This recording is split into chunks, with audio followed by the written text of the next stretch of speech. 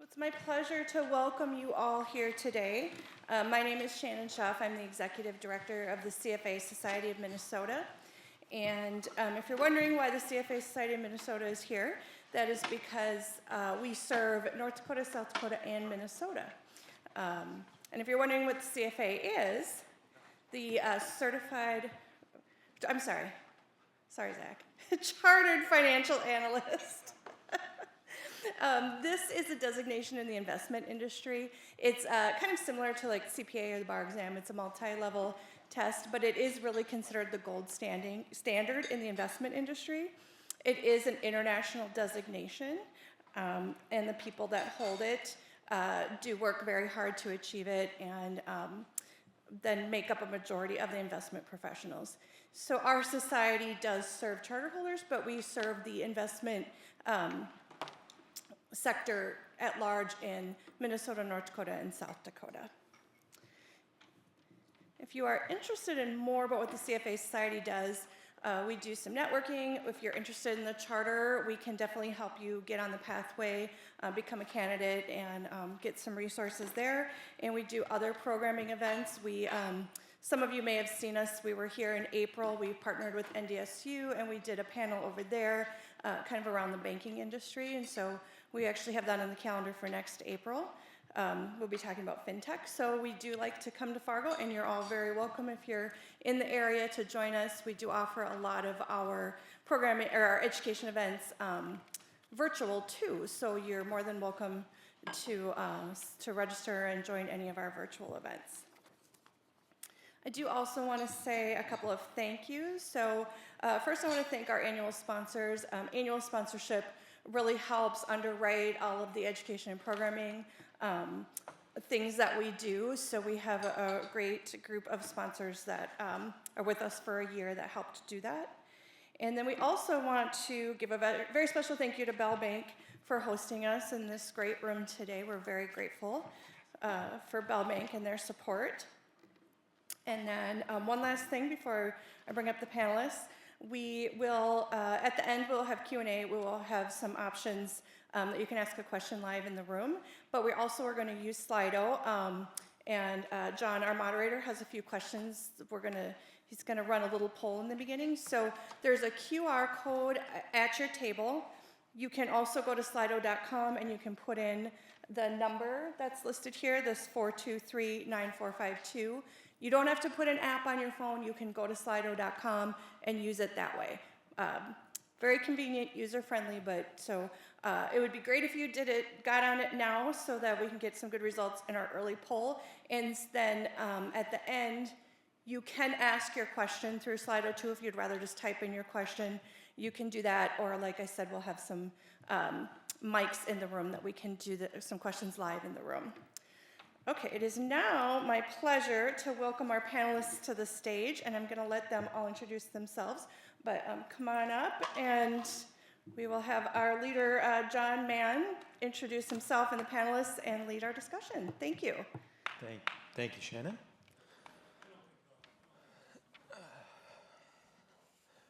Alrighty, and I think we do, we've already got some questions answered. So ultimately, I just wanted to get a gauge on who we've got in the room and how we tailor this conversation to be most relevant. So we'll have a couple questions here, but we can kick it off. Let's start with some introductions. Do you guys want to tell us who you are, what you do, what you invest in? Am I leading? Connie, go ahead. Okay. Morning, everyone. I am Connie Bowen. I'm the founding general partner at Farmhand Ventures. We are an impact investment firm that focuses on early-stage AgTech startups building the future of work in agriculture.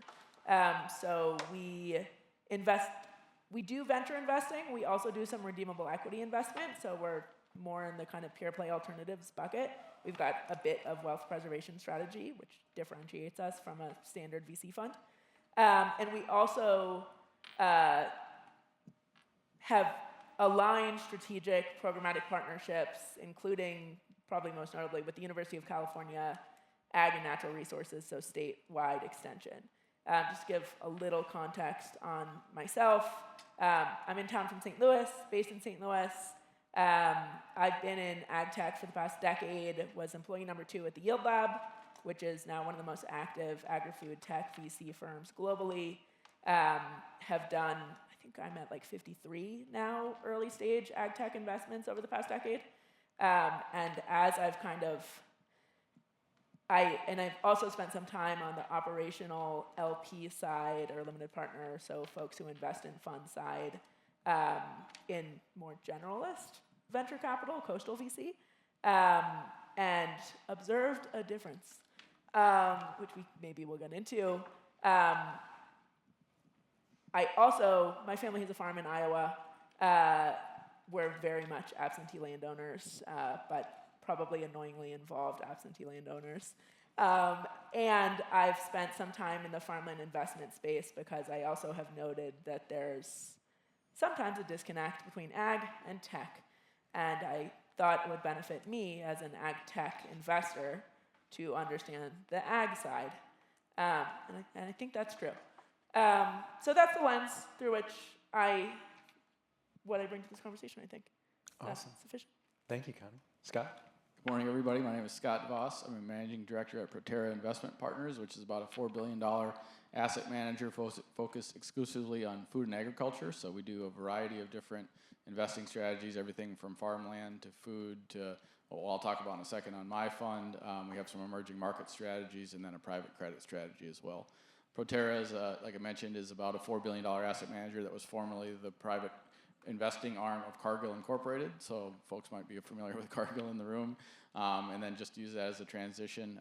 I spent about 10 years at Cargill doing traditional corporate M&A and came over to Proterra about 3 years ago to lead the effort on the growth equity fund that I run. Our fund is about a $100 million investing fund focused on everything growth for a company that we would invest in. So growth equity for us doesn't mean you've graduated from venture capital to growth equity and just prior to a LBO style transaction. Our growth equity definition is anything that helps the company grow. Our focus in particular is on the food and ag supply chain. So production agriculture for a lot of people in different asset classes is difficult to invest in given the production risk that you have in agriculture. On the other end of the spectrum, taking consumer risk is difficult, and the economics of those businesses are also harder to invest in, I would say, and so we're very focused on the middle of the agricultural supply chain. We'll talk a little bit more about that, I suspect, during the panel. My personal background, I'm actually a Fargo native. I don't think that's why I'm here, but it's certainly fun to come back. Both my parents grew up on family farms. We still run the family farm that my father grew up on in southwest Minnesota, so I like to claim that, at least when I was at Cargill, having that background gave me some street cred, but now that I'm on the investing side, it does not. So nice to be here with everybody this morning. Okay, I feel like I'm in a little Lutheran church out in the country someplace. Everybody fills in from the back. But, my name is Carl Peterson. I've lived in the same house my whole life, and I've never had a job. Okay, that's technically kind of true, but I've never lacked for work. Third generation farmer, still actively farming, although they don't let me drive tractors anymore. My wife and I started a seed company by mistake about 30 years ago, and now we're the largest independent seed company for corn and soybeans in this region, North South Dakota, Northwest Minnesota. We also run the largest CRO or contract research organization for corn and soybean and other crops in this area. We've been involved in food grade exports about 20 years ago, and then we quit. Now we're back in that business, so work with a lot of different crops. And we are like, try anything once. So that's kind of how we get involved in various things. That's the kind of people we love to have, the ones who will try anything once. Sometimes twice. Hey. Why don't they let you drive a tractor anymore? That's the best part. I got fired. So we do a lot of small increases. When you develop a new soybean variety, in particular wheat, same thing, open pollinated crops. First out, you start with a single, maybe a cupful of seed, right? And then you have to still purify that and so on and so forth. So we do a lot of small increases, 1 acre, half acre, up until 30, 40 acres. And we have about 2,000 acres of beans that we control directly on the farm, and a lot more with growers. And I got fired from that job by our operations manager when we had somebody come on who was like a very skilled tractor driver. And I think I got fired because they wanted somebody who was like there, not somebody who's like, okay, I'm gonna be here this morning, but I got a meeting at 10 and I got a call at 2 I have to take. And so that's, I think, why they don't let me drive tractor anymore. Not robots. Pardon? Not robots. It's not related to robotics. Not Roomba yet, no. No, that's coming. That's coming. Maybe. Alrighty. So today we're going to talk about biologicals, and then we'll get a little bit broader into ag tech as a whole. But to kick it off, I know we've got some different experience in the room. So, what actually is a biological? How, what actually counts as one? What doesn't? How do you spread? Kind of define that space. Who wants to take a stab at defining biologics? I'm gonna. Okay. Go ahead. So I think when you're using that term, you're using it more broadly, right? But there are, when I think about biologicals, typically that refers to a living organism that you're putting on the seed, in the soil, in some aspect to do a thing, right? But then there's the other categories that is commonly referred to as a biologic, which is a product of a biological. So they're cooking stuff in a vat and they come up with some enzymes or some proteins, whatever it might be, and then that's applied. So that's similar, but it's a little bit different category. So that's kind of how I separate it. And of course, there's many, many classes of things that those are supposed to do. And would you put like biostimulants in that category then too, or is that going to be separate? Well, biostimulants are typically, not always, but a lot of times those are biologics. They're derived from natural sources, right? And I mean, if you want, I don't have that good a memory, so I mean, there's of various sorts, right? There's nitrogen fixation ones, phosphorus and potassium solubilizers, biofungicides, bioinsecticides, bionematicides, pheromones, biostimulants, soil health stuff, and then some diagnostics and stuff. And then the new one, this is the first time we'll have anything of this in the field, but RNAi technology where they're putting snippets, and we have some in the field where we've put that on corn seed and planted it, and it's supposed to do some stuff. We'll see. So we've tested almost all of those categories at some level. And so, go ahead, Connie. Well, so that's the applied farmer definition side, I'll say, and just maybe because I think it's beneficial, I'll speak from the farmhand, but then broader investor side of ag biologics, because with all due respect to the 36% of us who are investors, often investors don't know what the heck they're talking about, and they're just saying buzzwords. And so often, so when I talk to other investors in venture capital who are investing in or interested in ag biologics, really what they're interested in is a decrease in chemical agricultural applications. And so that's where you might end up with nanofertilizers that drive efficiency, bundle into that category, even though technically they don't if you're talking to anyone in science. And it really creeps really broadly. And then the one other piece I would just add, from a farmhand perspective, we think specifically about how all ag technologies integrate into operations or do not. And so frequently with biological inputs, there's an operational change or an additional labor input that is required, maybe an extra pass, not always, not the good ones. And if there is an additional input, we're probably not investing in you.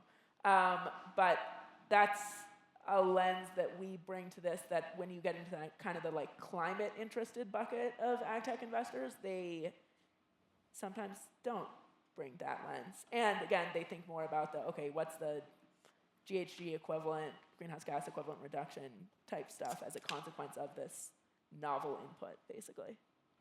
And for me, I think it's just basically natural products versus synthetic products is probably the way it kind of, the industry would probably bucket it into those. That's how everything gets bucketed into biologics.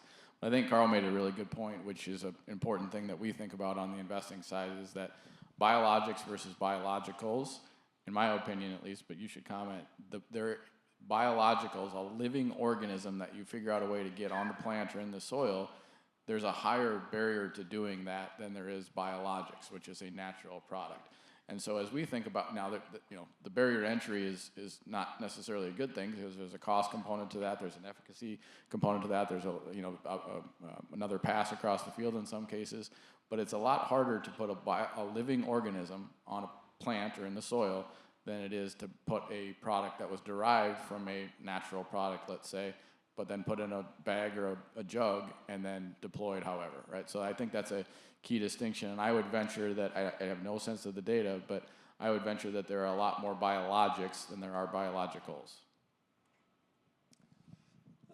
There's a consultancy, I think it's called The Mixing Bowl, who in 2023 put together a graphic of companies that were working in, and they circled them with, you can look it up online, it's a great graphic.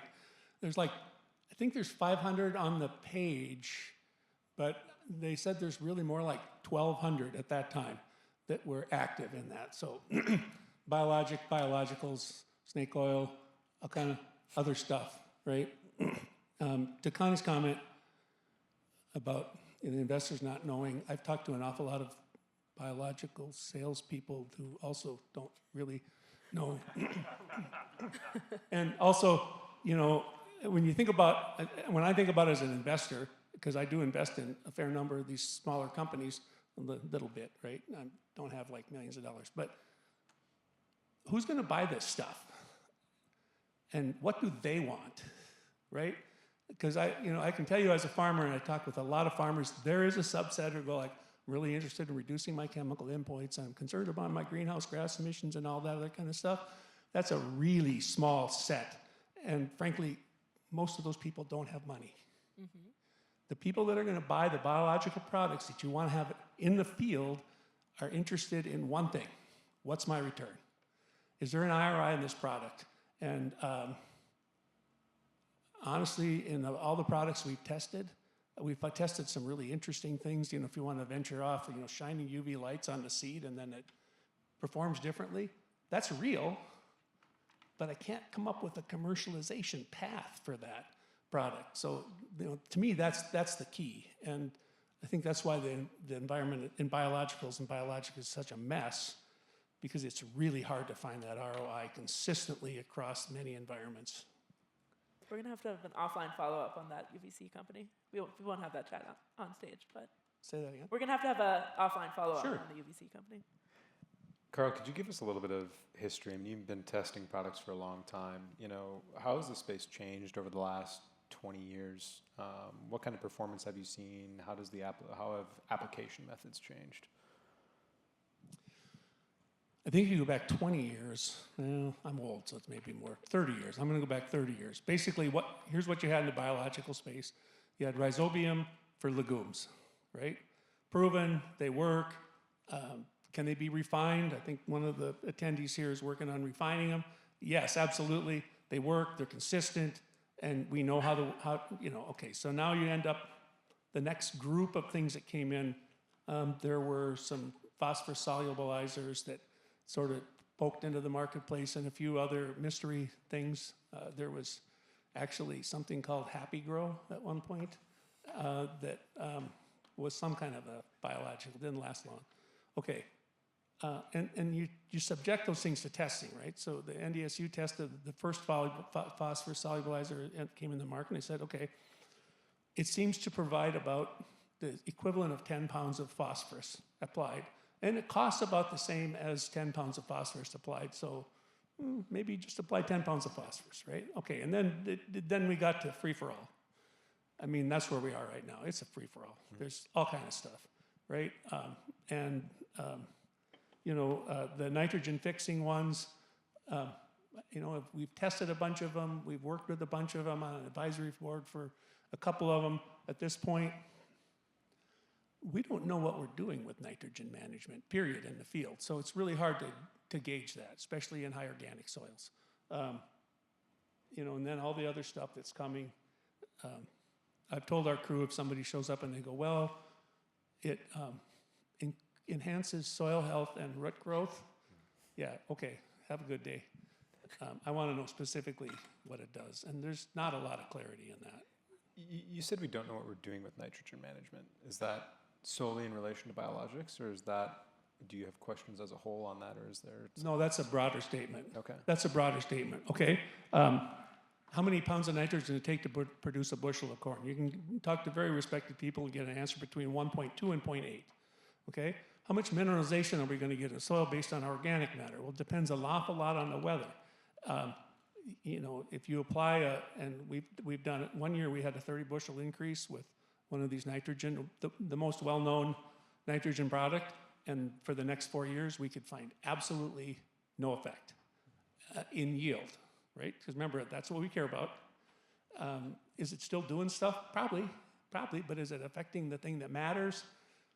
It wasn't. Okay, so now I'm in the valley, high organic, fertile soils. The general paradigm is these kind of things work better on poorer soils in stress conditions, okay? So we've moved a lot of our testing out of the valley out further in order to get a few more of those kinds of environments.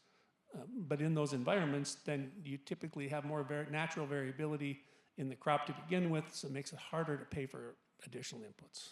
That makes sense. Yeah. I So don't know if I answered the question you asked or not, but I talked yeah, about it. that was perfect. I mean, so climate, soil type, it's all going to play into the success of the biologics that you're applying. Scott, do you want to talk a little bit about one of your investments and kind of the approach that they take to this? Yeah, so this isn't a pitch, but so I'll describe it in generic terms or in objective terms, let's say, which is that we're invested in a company called Mylan, and I suspect there's probably not a lot of watermelon or almond or onion or apple growers in the room, but it's a business, it's a biological business that's focused on higher value crops, so fruits and vegetables and tree nuts in particular. And what they do, it's a biologicals company, so they are able to take soil samples. They find the native algae from the soil. They replicate it in a big jug, a big 500-gallon tank, sometimes on the side of the field, sometimes at the center pivot, sometimes in a controlled environment where they actually air condition the jug, let's say. And then they flow that live native algae that have been extracted from the soil that they've then propagated, they flow it back into the soil. And what's interesting about this, and is directly relevant to what Carl just said, is that this is being done in Arizona, the Central Valley of California, and then some of the Pacific Northwest states. And so those are much poorer soils. Watching, as a kid from North Dakota, seeing a field of watermelon or frankly anything in a desert in Arizona or California is kind of astounding. But to the point, it basically takes very infertile soil, right? The field next door is dormant, has been for millennia. There's nothing to be grown there. Right next door is watermelons, and it's not just because of this product. The company that we're invested in is called Mylan, but it does take a lot of nutrients to put in the soil. So what I think I described what Mylan does, but to the point on the returns, the reason that we invested in Mylan is because it works. So it's not a feel-good story, it's not a greenhouse gas story, it's because the farmers see 30% yields with 20% reduction in water and fertilizer. So that for us is kind of the proof point. I think you just asked the question about why is it important on poorer soils. I think this is that. The other part that's interesting in these geographies that maybe is less relevant to the Red River Valley is that if you read the news, water consumption in California and Arizona is a big problem, and there are certainly places in the country where you're paying for your water usage. And so if you have things that you can introduce to the soil, live things that you can introduce to the soil to reduce your water usage, that has a variety of benefits, economic and otherwise. So that's a little bit about the company that we're focused on and why we like the company. You said it works. How do you figure out how it works? What's the right approach when looking at these companies? Is it CRO trials? Is it on-farm trials? Is it working with university extension? Are those all the same in terms of how farmers potentially view the results that come out of them? Yeah, so we're talking about a couple of very different things. What you're talking about is the kind of environment where, they're paying really close attention. They're doing, I'm sure, tissue testing and, Just all yield. kinds of We just measure the and yield. Measure and yield, but you have the control over the environment enough that you can see what's happening, right? And, it's a little different when you have a farmer that's out going to plant 5,000 acres of corn across 2 counties. You probably you have less opportunity, and you need a big enough incremental yield that it can be found, right? I mean, if you're talking 150 to 225 bushel corn, 2 bushels, you're not even going to find that in a field environment. We can find it in a CRO environment, but but we're not finding it consistently, and that's important, is the consistency. What kind of increase would you expect? 2 bushels isn't enough. What's that sweet spot where you go, okay, this actually has some legs? So what are you going to charge me for it? Right. So, okay, as a farmer, I look for at minimum a 2-to-1 return. If you're going to ask me for, I'll just use bushels. If you're going to ask me something that costs me 3 bushels, I want at least 6 bushels, and I want it 70% of the time. Okay? When you're looking at that on the economic side, I mean, kind of, some of this comes from biotech traits, but the old paradigm was a third, a third, and a third. The farmer needs a third of the value. Okay, so now we're 3xing what I just talked about, and the supply chain needs a third to deliver the product, or they're not going to, and then the developer needs a third. Now, some of the developers get a little greedy and they want 50%, and I'm in the middle. So you talked about the middle of the supply chain. That's where I live. They forget about the middle a little bit, right? So 50% to the farmer, 50% to that doesn't work. That won't commercialize well. So. I also think, so obviously, I'm guessing, Carl, you've got relatively excellent data collection in your operations. I also, I spent some time managing blueberries, hazelnuts, and hemp across 6 properties in Willamette Valley. And so from the specialty, basically, the answer to the question of how do you know if it works is it depends. And the longer answer is there's the scientific answer, which I'm a little bit obsessed with, having spent enough time doing soil testing in my undergraduate weird engineering degree, that I continue to think that when we're talking about a lot of the California specialty crops, part of the reason some of these biostim products are so effective is because you basically sterilize soil every time you form a new bed. And so you're working in almost a hydroponic environment on some level. But then one of the challenges in figuring out whether or not something will be effective in a more dynamic soil environment is we don't have cheap, good biological soil testing still that is broadly used, I would argue. And then on the yield, obviously in corn and soy, yeah, it's all about yield. But if you're starting to talk about bioherbicides or biopesticides, you actually might be starting to measure a different indicator of efficacy. And then if you're talking about something like blueberries, I'm more interested in quality and shelf life, and I'm only interested in that if I have access to the right packer.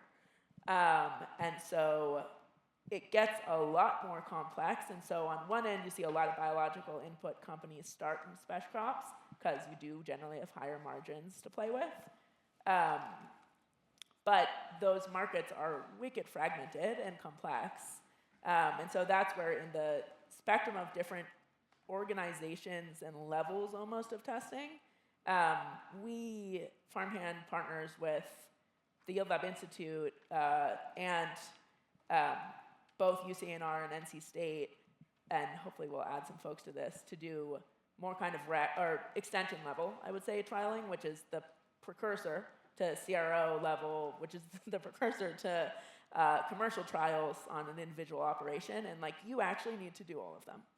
And it's each time you're unlocking a level, but it doesn't, each individual trial doesn't mean you're going to be commercially successful. One thing that we've seen in businesses that we've looked at, there's a benefit for businesses, companies in biologics or any other ag tech that works with large institutional investor farmers. And I know that's probably a hot topic here, but if a farm that's being run by people that are in the business of obviously growing crops, but also managing money for people or managing investment for people, they have a very strong data set and a data integrity. So because they have to go to their investors and say, this is what's happening on our farm, or this is how we're investing your dollars to generate returns for you. And guess what? They love to talk about new innovative ag tech things that they're doing, and they need to support it with data.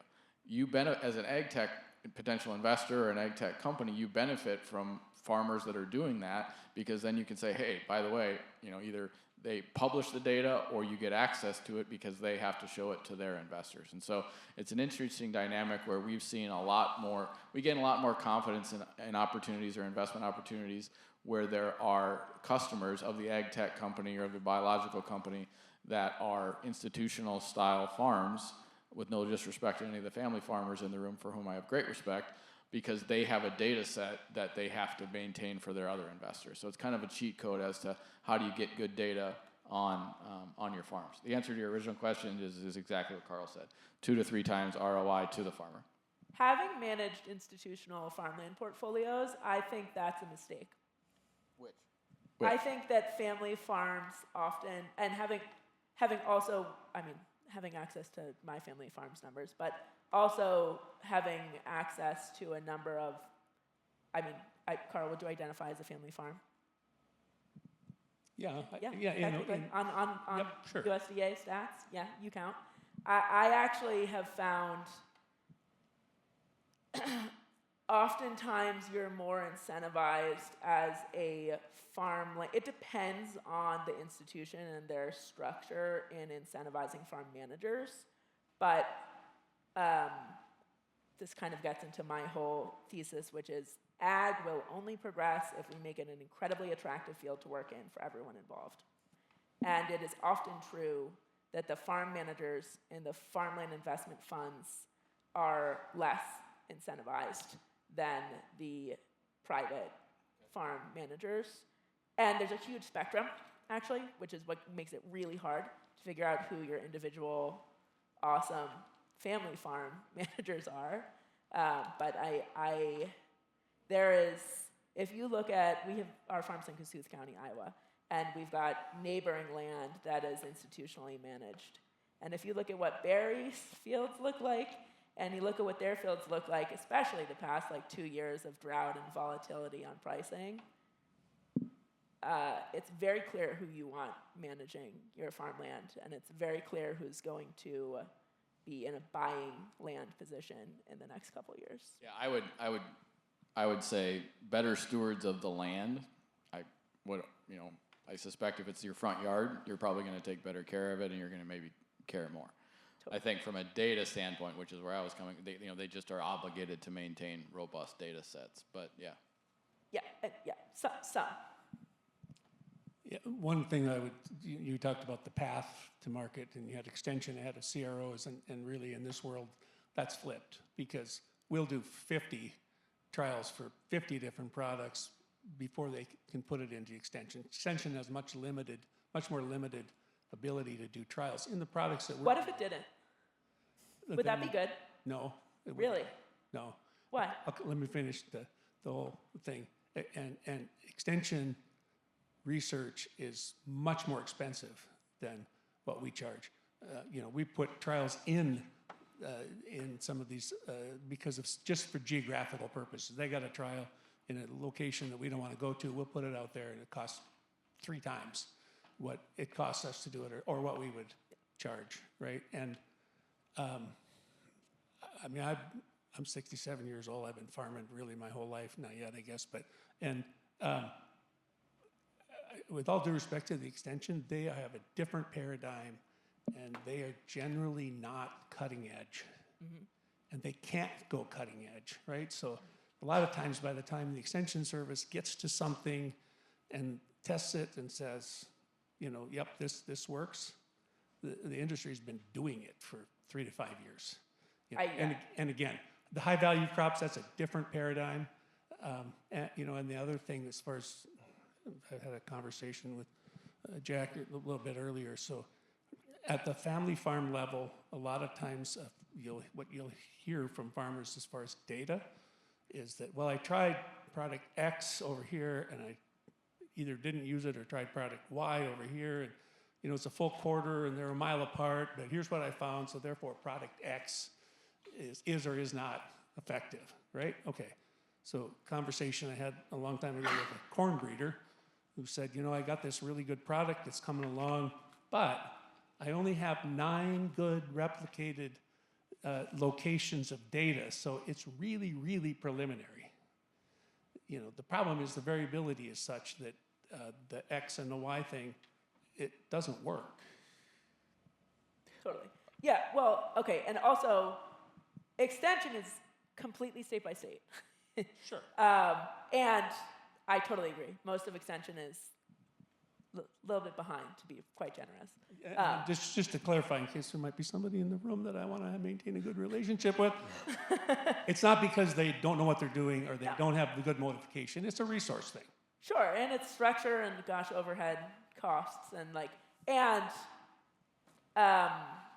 I think that from a startup perspective, I have seen it be particularly if you're trying to go after special crop, it can be incredibly difficult to navigate different geographies in different areas. And so it would be nice if extension could modernize, and obviously this is where a group like Grand Farm also comes in and is incredibly high utility in order to not put some of that work on farmers, and obviously CROs play a huge role within this, but particularly in high regulatory environment states like California. I see a really clear opportunity to expedite regulatory pathways via extension, actually, in a very cost-effective way for startup companies. Again, that's different from the environment here. So you probably know better, but the regulatory path for biologicals is fairly clean and short, isn't it? Depends what your claims are. So if you're biofungicide, bioherbicide, biopesticide, it starts to be different with DPR in California, and you actually need to do trials at 3 different sites in 3 different regions, which is kind of stupid because you might only have pests in one region, or pest pressure. So, but yeah, we're working on streamlining some of that, perhaps. Yeah, as opposed to, say, a genetically modified thing, which takes years, and you got to get approvals all over the world, and it's miserable. We've kind of floated around the topic of adoption. So in agriculture, it tends to be incredibly slow.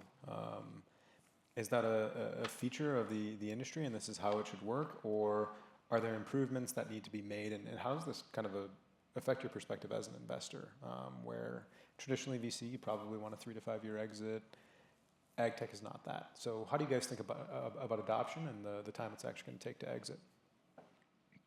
I think this is kind of simple. You you focus on companies that are beginning to see or if not have meaningful adoption already, right? You can't wait. You can't invest today such that there's going to be a meaningful farmer adoption in 3 years, because then you need to exit a couple of years after that as an investor, and the adoption isn't happening fast enough. We invest in companies that have meaningful farmer adoption today, so that meaningful becomes more meaningful in 5 years, and then the economics work for everybody. So that's my kind of simple answer is that it's hard for us. Our focus, or the areas of AgTech that we invest in, are proven technologies that a non-technologist can understand, and so that's what this Mylan business is. And the criteria is exactly like we talked about earlier: results to farmers, which that and adoption kind of go hand in hand.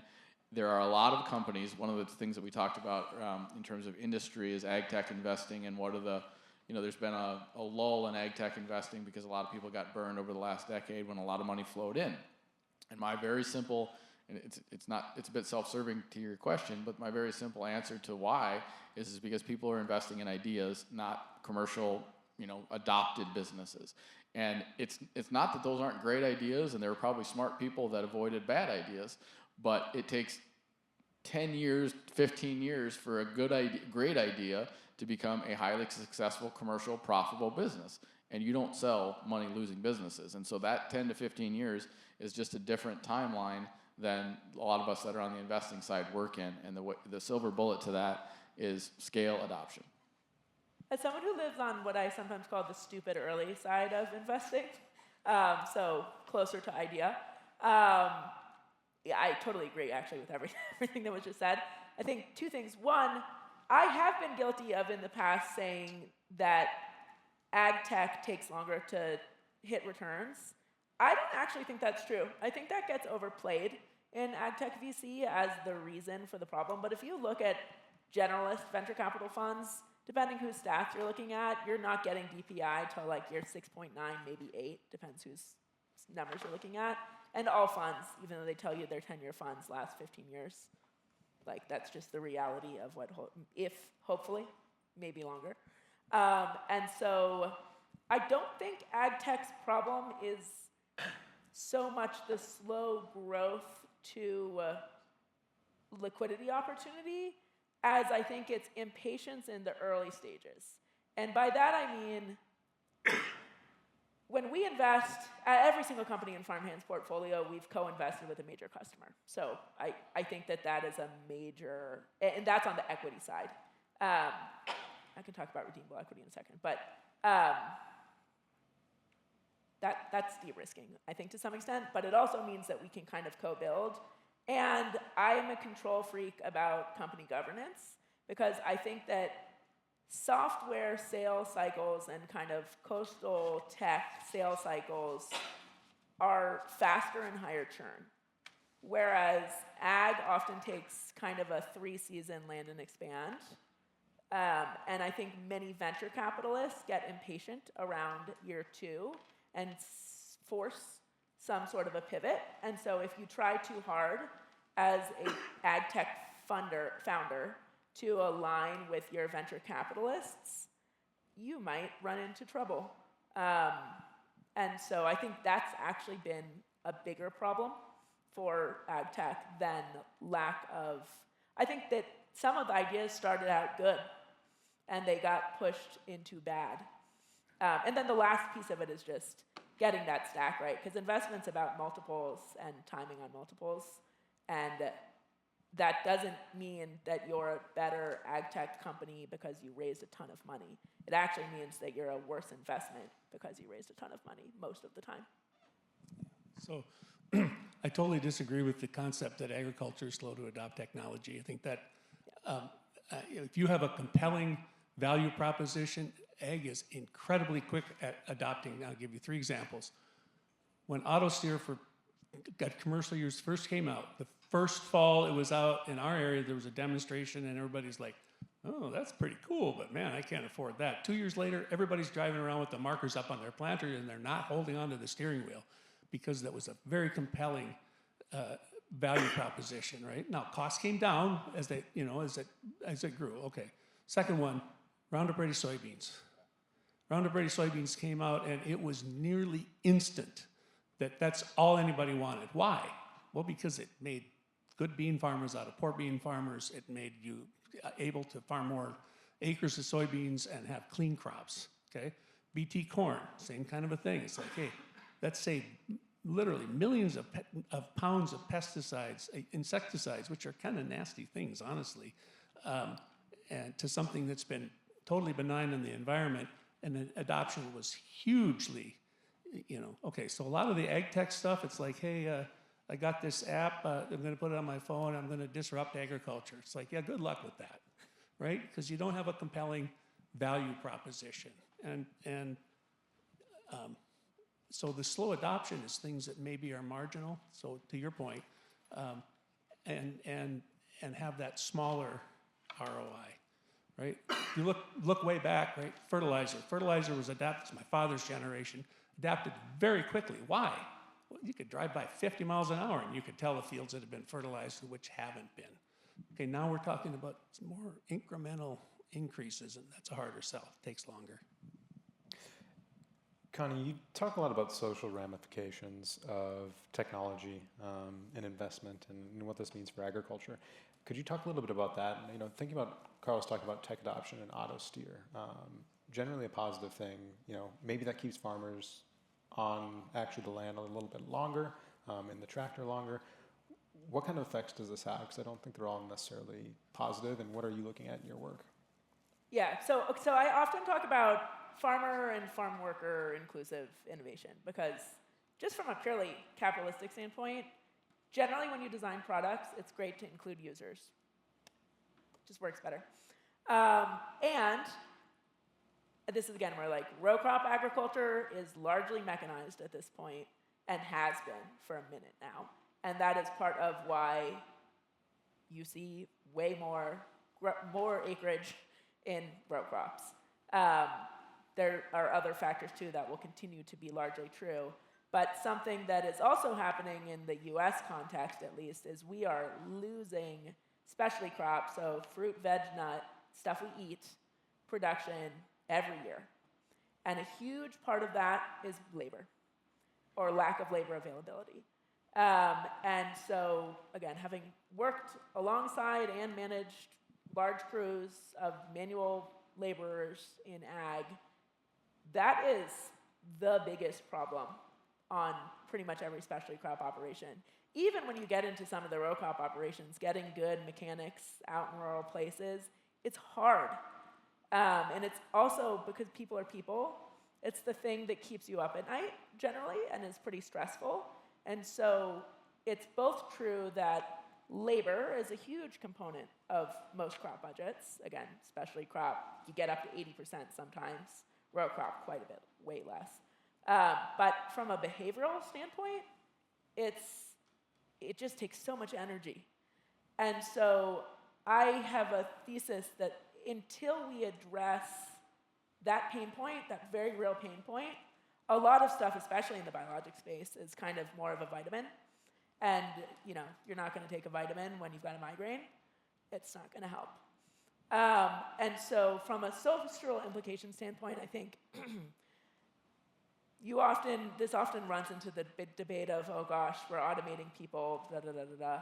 And you have to be, there's legitimacy in all of these arguments, and you have to be very careful about how you talk about everything. But ultimately, we have a shortage that you're seeing much higher pressure points on right now because of current immigration policy. But even prior to that, I was managing farms in pre-COVID. So even prior to that, we had labor shortages.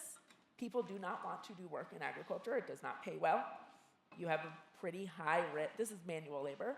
You have a pretty high risk of dying from heat exhaustion or pesticide exposure stuff relative to other jobs. If you can flip burgers in an air-conditioned McDonald's, it's a better job. And that's no way to sustain an industry. So we somehow have to shift that. And I see less biologicals, more automation, mechanization, and robotics as an opportunity to move towards a space where it can be really attractive, actually, to work in agriculture. And so that's really how I think about everything I invest in. And I think there's an opportunity to actually create economic mobility for those who want it, who are currently working in fields and are unskilled, which generally isn't true. I don't know if, like, the difference between an unskilled strawberry picker and a fast strawberry picker is like 3 to 4x. So there's some skill involved. Those folks can add a lot of value to tech and enable us to build better products. And I think and similarly, just like farmers, I think we do this better with farmers right now, because often farmers can afford to do some investment or barter something and say, hey, we'll trial your thing for a little equity in your company. And I think that's great. I think that if you're taking the time and the sweat to invest in a tech development product, you should get the upside. And I think that can span the gamut of everyone who works in ag. And so you want to see somewhat creative financing, or financing that's in line with kind of the entirety of the ecosystem that is on the farm, not just capital, not just landowners, but also those who are working. Yeah, yes. And I mean, this is where this also gets into, so we do, I think we're the only firm that does redeemable equity investment in ag. I know there's a number of family offices that are working on kind of co-investing with us via this strategy, but basically it's a hybrid debt equity product. So let's say, make math simple, let's say I invest $1 million, buy 10% of your company. We pre-agree up front that once you hit a certain revenue target, and this is usually for companies who have revenue, or post-revenue, which is not always true for a pre-seed company, you can actually buy back that equity at a pre-agreed multiple. I'm generally aiming for 3 to 5x multiples. And what I like about that in the context of rural economic development and job creation is, if you look at like the drone category, which everyone in venture capital threw a lot of money at like 8 years ago, and no one's really gotten a lot of money back out of that. But now what you see is almost, it's like a landscaping service kind of regional business. And so you can create really high quality jobs. You're actually getting stuff done that is useful for farmers. You are actually able to service specifically your different regional environments. And you might need a little bit of capital to get that going. And you can actually get the kind of multiples that I'm aiming to get. I don't care about getting 10x multiples. And I think that that is also better for creating rural, just economic opportunity in rural regions. Scott, how do you approach it? On the social side? We'll say on the social side, but really, funding companies. Yeah. So the redeemable equity is an interesting idea, because what you're saying is that, we'll get to that in a second, but you're saying that basically you can stand somebody up, it's not debt, so it has all the, it has the benefits of equity, but they can also get out of it, basically. Yeah, but I'm not doing the mandatory, and it's flexible so that we don't cannibalize, right? So that if you don't hit if something happens, bad season, we are much more patient on repayment. Yep. So yeah, our approach we're largely minority equity investors. We invest in slightly later stage companies. We invest kind of $5 to $10 million for between 20 and 40% of the company. So for those that haven't necessarily been through an investment or been invested in on a structure like that, it usually means we have a meaningful seat at the table, the boardroom table specifically. That doesn't mean I'm going to claim to be the smartest person in the room, but I'm going to at least kind of try and help you keep the company itself and some of the company parameters, the things that we know from an investing standpoint. Then obviously we bring some analytical and commercial things that we can bring to bear as a firm. So that's kind of how we invest.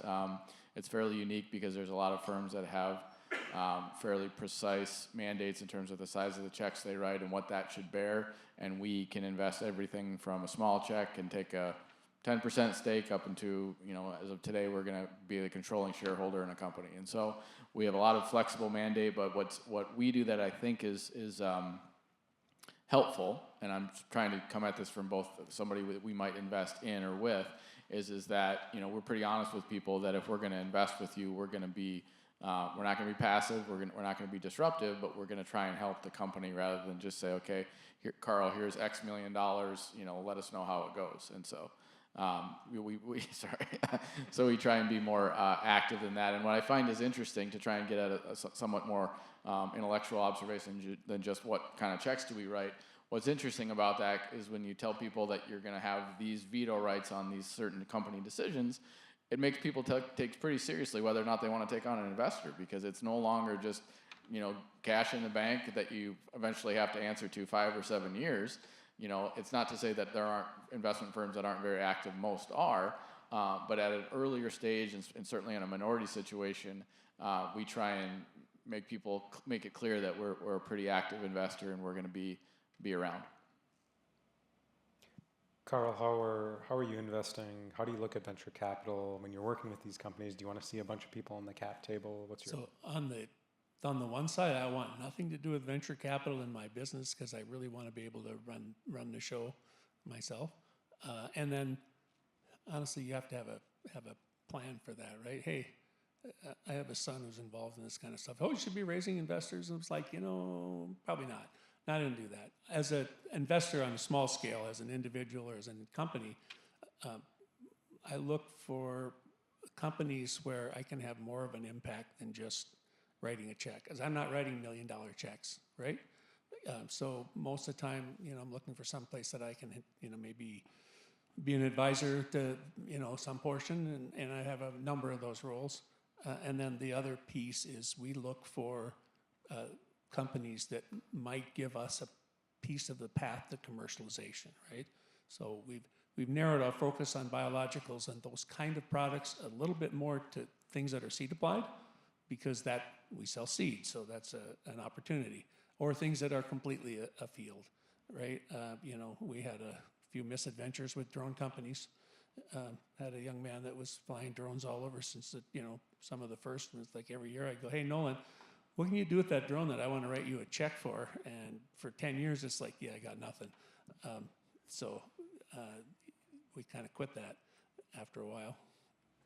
So that's kind of our approach. Are you changing on the drones at all? Or is it still? So we have some specific uses. We have a spray drone that we bought to help out in research plots because sometimes it's wet. A little hard to get, out in a 200 or 500 acre field with something like that because it's small, but good for research things. You can test a few things on a foliar basis to go, hey, we're just going to go do a strip over there and see if it does anything. We are using drone flights to create the data layer for a robot that we bought for weeding in some of our non-GM research plots. You can kind of do seed stand counts. That was kind of the holy grail. If you could get out in cornfield and do broad acre stand counts, because for a lot of reasons, it helps. I'll back up. Okay, farmers typically they harvest the field, they get a yield map, right? And there's variations across that field. Some are obvious, right? That's a water hole. That's a sand spot, whatever it is. But most of the subtle ones are not explainable very easily, and so if we can figure out what is the reason for that spot is so good or not so good, then can we change something? And I think the drones are going to be helpful in that kind of arrangement and for sensing when they get a little better. But I think a lot of the sensing applications are eventually going to go to satellites as satellites improve. Some of the technology I'm not involved with, but I did see just a couple weeks ago a company who was taking multiple satellite images and because you can get satellites every day for almost nothing, and they were layering them and using some AI technology to create a pretty darn high definition map of the field that was, they go from 30 meter pixel down to maybe a foot using AI. So that's pretty compelling technology. Okay. Are you getting stand count from aerial imagery right now? You can. Okay, so we first started flying drones. It's probably 15 years ago now, and we were promised stand counts, right? And it's like not even remotely close, They've been right? doing it for a minute. The last, and I haven't personally looked at this probably for a year. What you would get would be a pixelated map. So it would probably do 2 stand counts per acre. Okay, but you're flying at, I think, 200 feet. Okay. And so it takes, I don't remember what the number was, 3 hours or so to fly a quarter section. And then you'd get that pixelated map, and then you could use some simple AI or something to give you a graduated map. So yeah, you can get that at the right stage in corn. Soybeans, they're a little too close. So you can't differentiate it. But corn you can if it doesn't get too big or if it's not too small. And it's after you can actually do anything about it. So it's not actionable information, except that it is, it's actionable to the point of why did that yield poorly, right? So if you think about what we do, we're a seed company, we sell seed to people, and anytime they have a problem in the field, it's the seed's fault.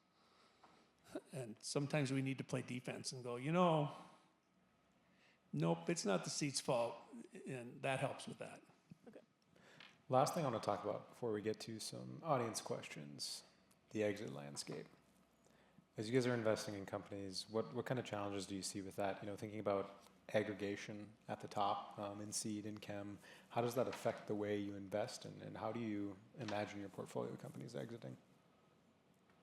I can jump in first on this. This is part of why we have a redeemable equity strategy as well. So I've written in an obnoxious amount about this at this point. We talk about venture capital calls billion-dollar-plus company unicorns. I don't know what we're calling trillion-dollar companies these days. We got to come up with something clever, I guess. Do we have a word for that yet? But there are no unicorn farms. We have cow exits and chicken exits in ag. And by that I mean you've got the kind of 100 to 500 million acquisition, almost all meaningful exits in ag side of agri-food tech have been via M&A. Those exits go for either 100 to 500 mil, that's kind of the cow side. That's usually maybe a CVC comes in at Series A. That's probably a company that's raised hopefully less than $100 million, but sometimes more. And those are the big exits in ag tech right now. And then you've got chickens, which are the sub-100 mil acquisitions that are generally, you can make super good multiples off of those companies if they're capital efficient and they don't raise too much dilutive capital. Because again, it's just a multiples game. So that's how I think about the equity side of things. I'm thinking a lot about blending non-dilutive capital with dilutive capital and chasing revenue early in order to hit the multiples I want to hit. And when I do equity investment, I'm targeting a minimum 5x return. Those are higher risk. On the redeemable equity side, though, I think we would really be better off as agriculture and as people working in agriculture if we weren't so dependent upon the existing incumbents for exits.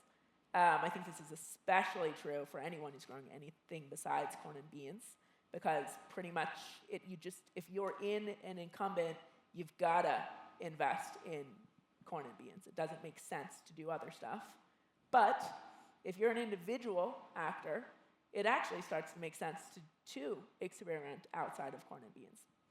And so in order to enable technology providers for those other systems, you've got to have a different pathway to liquidity for my investors, because I unfortunately haven't inherited a huge pool of money, and I'm constantly fundraising, and I have to get dollars back to my LPs. And so this is where redeemable equity creates a really nice pathway for companies who are just fundamentally strong businesses with products that people want to buy and economics and margins that make sense. And I can then create liquidity based upon their sales, period. Yeah, for me, it's you have to find ways not to be subjected to just exiting to one of the strategics. And if you're in genetics, you have a handful of large seed companies. If you're in machinery, you obviously have that same, a different handful, but similar size handful. So you have to find businesses that you can sell to not just that group, right? The business that we're invested in, when we think about exit, we think about potentially selling to irrigation companies, to crop inputs companies, and then this is the much bigger pool of candidates. Invest in companies that you can sell to private equity, right? I happen to run a private equity fund, but there are much larger funds than mine that are, it's common for businesses, any generic business, let's say a widget manufacturer, to be sold to private equity 2 or 3 different times. And so find companies that have either profitability or a path of profitability that you're not subjected to John Deere deciding that it is going to be the next thing for them. Sell it because it's a good company, or invest in it in a good company that's profitable and that can be attractive to a variety of strategic buyers, but also the very large world that includes thousands of funds of private equity buyers, because there's a lot of negative connotations around AgTech in the earlier stage community, certainly, but in the later stage stuff, if you have a business that makes 20% EBITDA margins, there are hundreds of people that will line up to buy it. Find those companies. I'm going to die pretty soon, because I'm old. That's kind of my exit strategy. We're not really looking on a timeline, right? I mean, in all seriousness, I'm 67 years old. Do I invest in a 10-year fund? Well, maybe. But am I going to be around for it? Or, I'll be just sitting there wondering when they're going to bring me my pudding. So, we're not investing in that. That's not what we do. Are you buying at all? Just closed a transaction in a company last week. So, yeah, a little bit. Okay.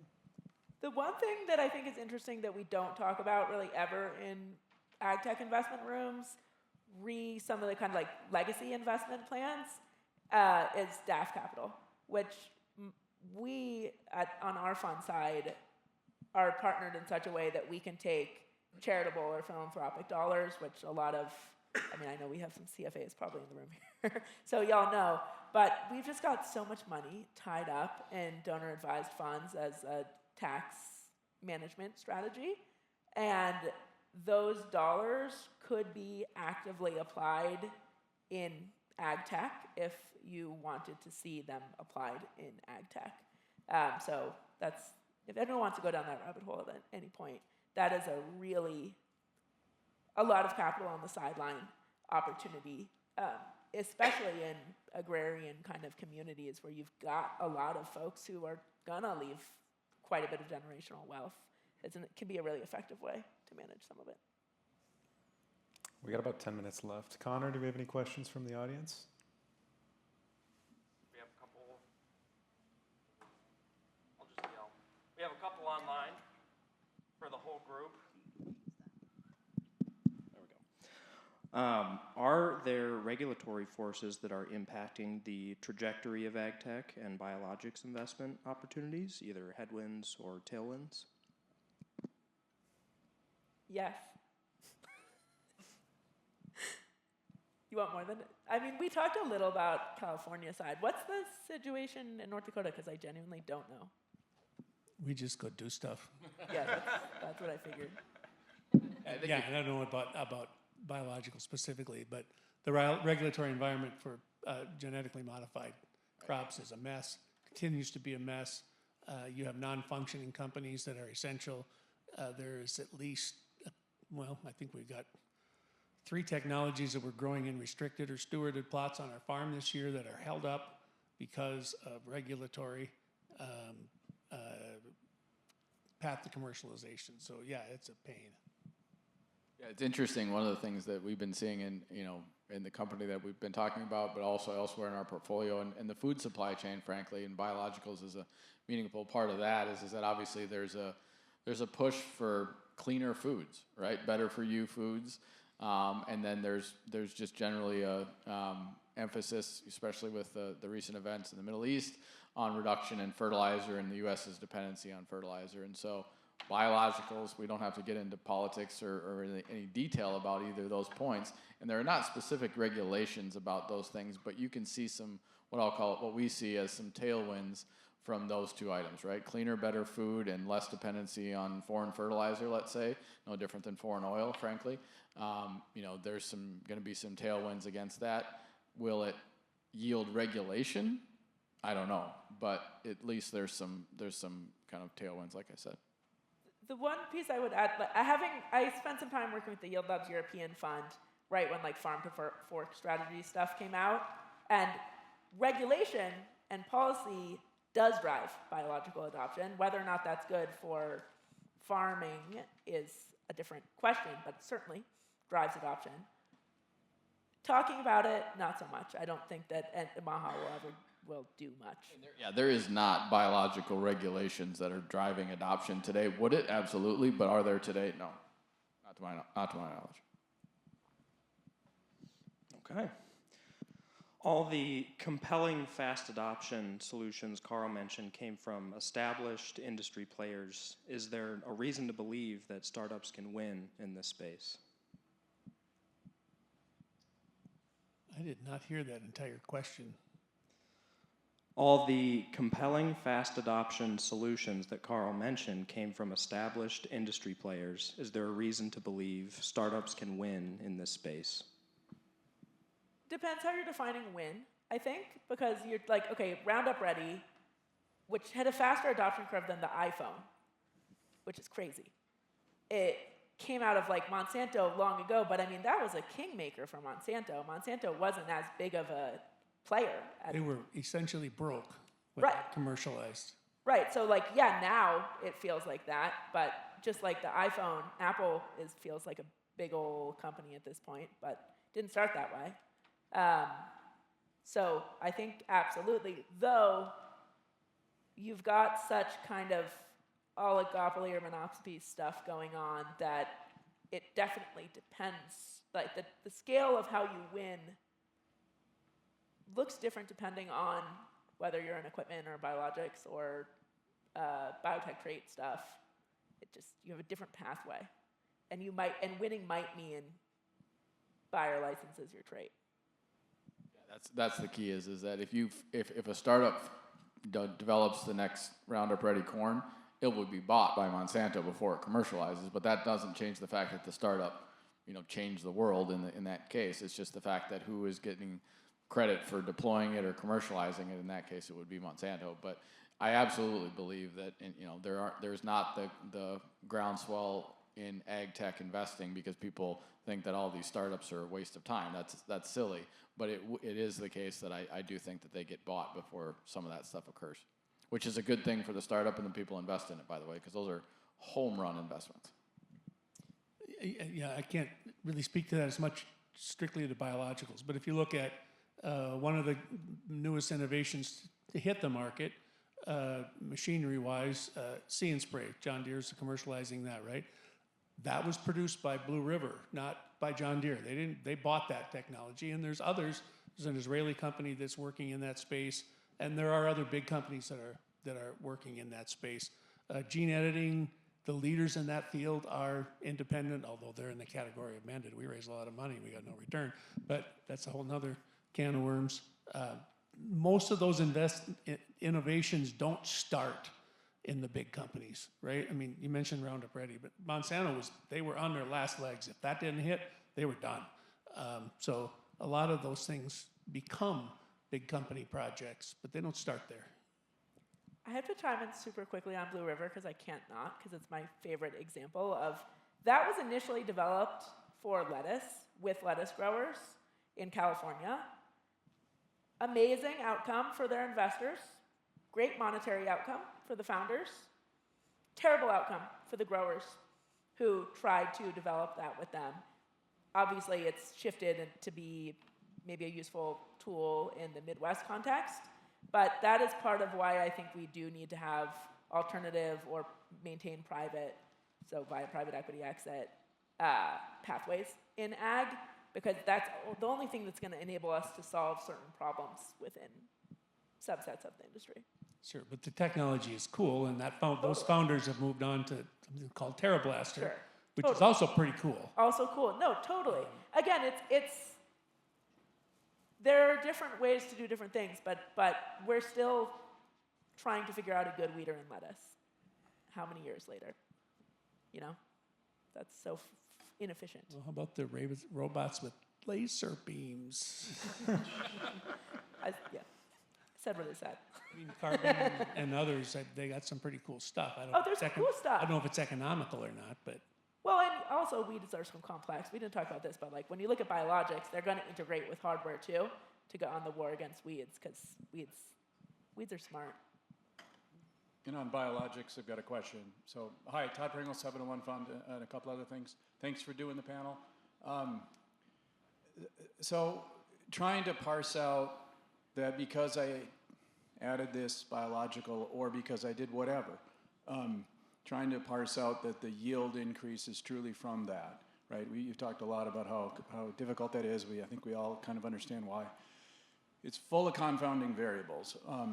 So there are lots of different plays, large and small, trying to solve that with aggregating agronomic data.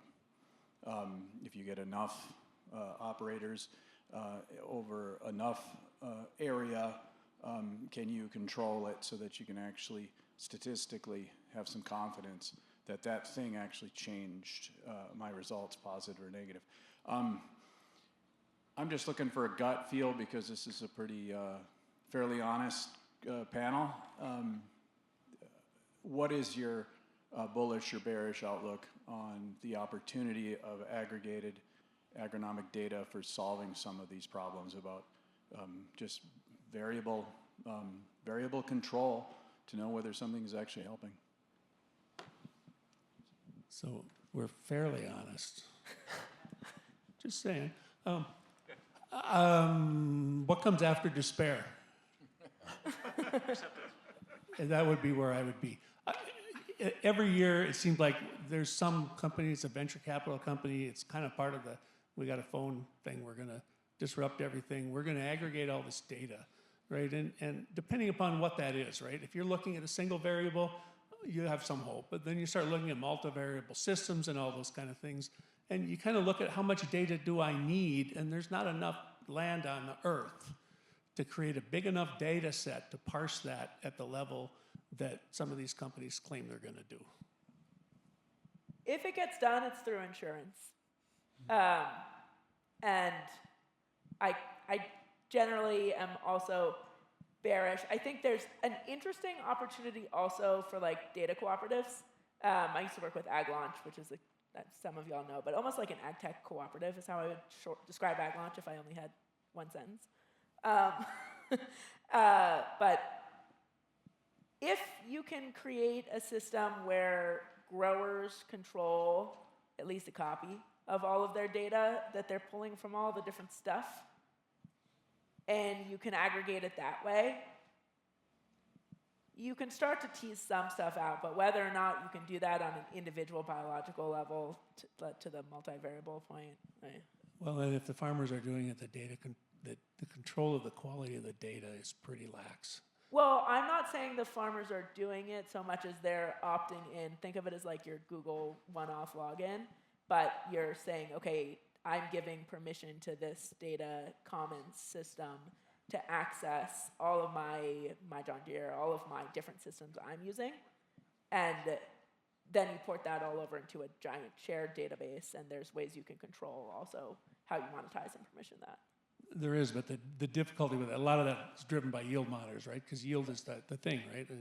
And you know, you drive around and ask the farmer when was the last time you calibrated your yield monitor. It's not this morning. Yeah. So Totally. you know, and those are affected by, you know, just to take corn for example. They'll split a planter. If you have a hard endosperm corn versus a soft endosperm corn, you're going to get a different result just based on the hardness of the kernel as it hits the plate. And then what you do to make your data accurate is you go to the end and how much corn did I actually get, and you back your data up. So it's not going to correct for the variance it creates for the aggregate number of bushels that you had. So do we use that? All the time. Is it important? Yes. Can we get information out of it? Yes. Can we aggregate that across 5 states and slice it really thin? Nope. Yes, hi everyone. I'm Heidi. I'm CEO and co-founder of a company called Winterlib. It's an ag startup. And I'm just very curious from the investor side of the table, when building a company today, so we do like robotics, what's your thoughts on going the more traditional way, selling, trying to get like a dealer model via John Deere, AgCo type of resellers, or the more carbon robotics, selling directly, doing support, everything on your own? What would be kind of your pros and cons on those two paths? Do you have strong opinions on this? Yeah, I mean, I think you're going to have a hard time getting into a Deere dealership, and so I would say don't try and do it yourself. Either don't build a sales force, don't claim that your startup is going to be best friends with farmers. You have to find a middle ground. And so what that middle ground is depends on the company. But I would say when companies come to me and say we have an AgTech product that works and we're partnering with this firm that isn't a major, that has me sit up in my chair, because what that allows you to do is you don't have to staff and pay for a sales force, but you're never going to get into Deere. So, you know, if you come to me and say you have Deere, I mean, they're not going to believe you, or it's just not true. So I think what you need is a partner, regionally in some cases, that can help you commercialize, because those people that can help you commercialize, if you got Carl to sign up and his relationships and his reputation, it doesn't cost Carl anything. Maybe you pay him something, but it's the middle ground of people that you can use, not purely distribution relationships, but middle of the supply chain people that are of a reasonable scale that can help you commercialize and not force you to build relationships, which take a good while, even if you have the best product. So I would tell you to go find distribution relationships with people that are in the same part of the ag universe as you are, but are of a modest scale. I have trouble answering that without understanding a little more about the product, because you know, if you're selling some sort of a liquid add-in, you almost have to go through distribution, because distribution has that just locked up tighter than a drum. If you're selling some kind of a piece of equipment that has a modest investment, then probably getting at least some proof of concept adoption directly with people who are crazy like me makes some sense. But then you gotta have it. I totally agree with and not building a sales force internally because salespeople can be difficult. I would say it totally depends. Don't listen to investors. Do what makes sense for your business and your customer. And sometimes Salesforce makes sense. Oftentimes, it's easier to partner. I'd love to keep going down this thread and talk about trust, but we're out of time. So could we give a hand to our panelists for joining and sharing insights? Carl, Scott, Connie, thank you so much. Do you have a comment? Thank you for having us. Awesome. Well, yeah, thanks for Great joining fun. us. And yeah, let's mingle with the crowd and hopefully answer a few more questions before noon here. I got time for just a really quick pitch. I guess. Okay, well, tomorrow is Cultivate, right? All going to Cultivate? All right. So they have a cocktail hour after that, and I will be playing piano and singing a little bit at the thing there. So, you know, come and ignore me like people do at that kind of an event. I'm taking my phone. Wow. All right. Thank you all.